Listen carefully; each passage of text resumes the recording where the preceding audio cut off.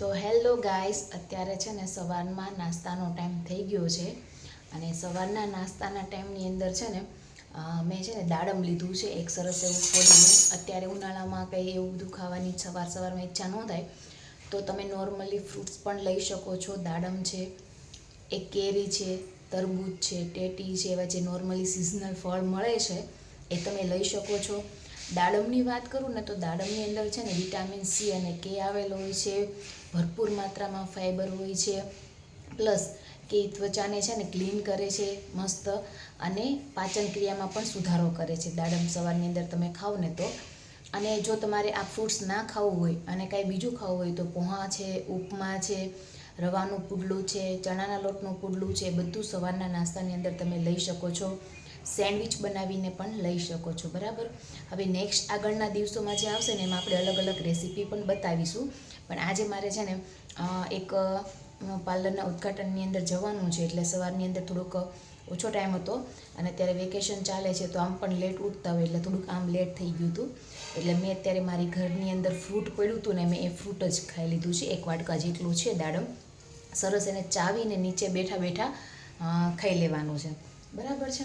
તો ચાલો મળીશું હવે 10 વાગે. તો ગાઈસ, અત્યારે ભાઈ બપોરના છે ને 12 વાગી ગયા છે અને હું છે ને મોસ્ટ ઓફ છે ને 12 વાગે ને 12 સાડા 12 વાગ્યાની અંદર જમી લઉં છું. કેમ કે છે ને પછી મારે છે ને 3 કલાક પછી કસરત કરવી હોય ને ઘરે, એટલા માટે. કેમ કે અત્યારે છે ને માધવને વેકેશન ચાલે છે તો જીમમાં જવાનો કંઈ ટાઈમ નથી મેળ રહેતો અને બધું છે ને અસ્તવ્યસ્ત થઈ ગયું છે, એટલે ઘરે નોર્મલી કસરત કરી લઉં છું. એ પણ હું તમને વિડીયોમાં બતાવીશ કઈ રીતના કરું છું એ અને કઈ કરું છું ને એ.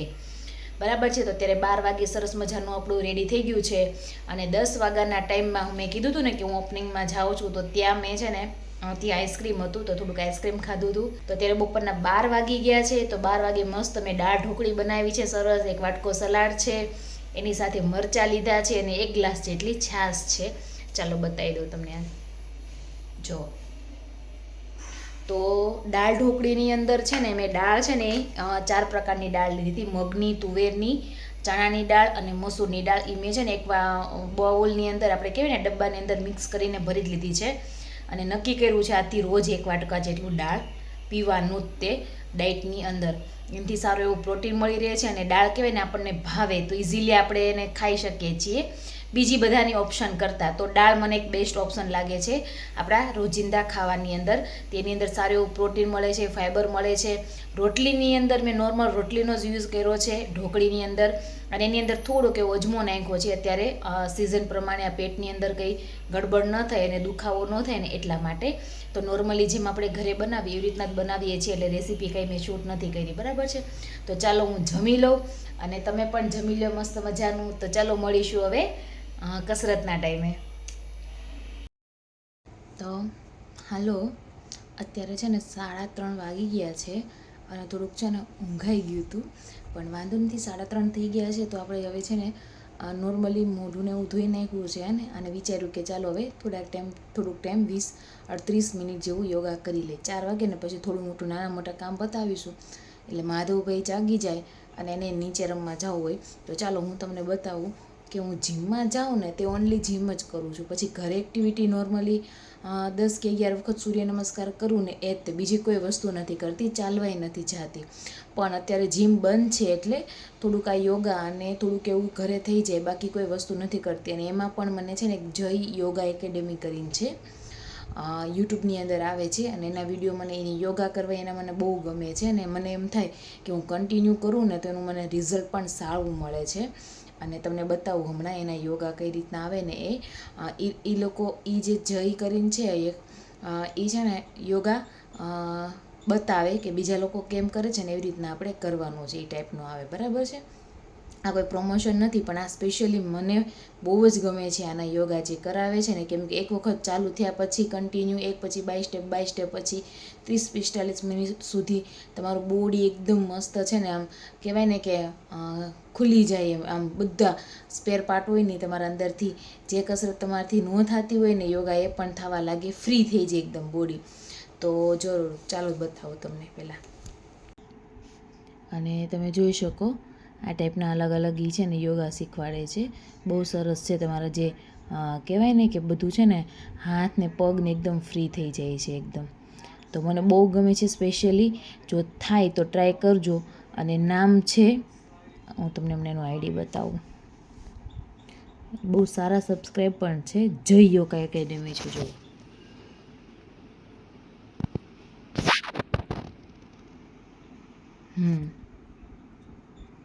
એને જોઈને યોગા કરી લઈએ અને પછી આપણે છે ને ફ્રૂટ ખાવાનો ટાઈમ થઈ જશે 4:30 વાગે. અને 4:30 વાગેનું કદાચ છૂટ નહીં બતાવું. 4:30 વાગે છે ને કમ્પલસરી બધાએ છે ને ફ્રૂટ કે કંઈ બી વસ્તુ થોડુંક ખાવું જોઈએ, જેથી આપણે છે ને સાંજના સમયે ઓવર ઇટિંગથી બચી શકીએ. પેટ ભરેલું રહેશે ને તો. અને આમ પણ ઉનાળાની અંદર છે ને નકરું પાણી પીધા રાખીએ ને તો પણ આપણને ભૂખ ઓછી લાગે છે. તો તમારે તમારી હિસાબે ખાવું જોઈએ, બરાબર છે. અને ઉનાળાની અંદર કમસે કમ છે ને 15થી 20 ગ્લાસ જેટલું પાણી પીવું જોઈએ. મતલબ 4 ગ્લાસ છે ને 3 લીટર જેવું થાય, એટલે 4 લીટર જેટલું પાણી પીવું જોઈએ પોસિબલ હોય ને તો. અને તમને ભાવતું હોય ને તો નોર્મલી, પણ કંઈ વાંધો નહીં, ઓછામાં ઓછું 2 લીટર ને વધારેમાં વધારે 4 લીટર જેટલું પાણી પીવું જોઈએ. તો ચાલો કસરત કરી લઈએ અને પછી મળીશું હવે સાંજના ટાઈમે.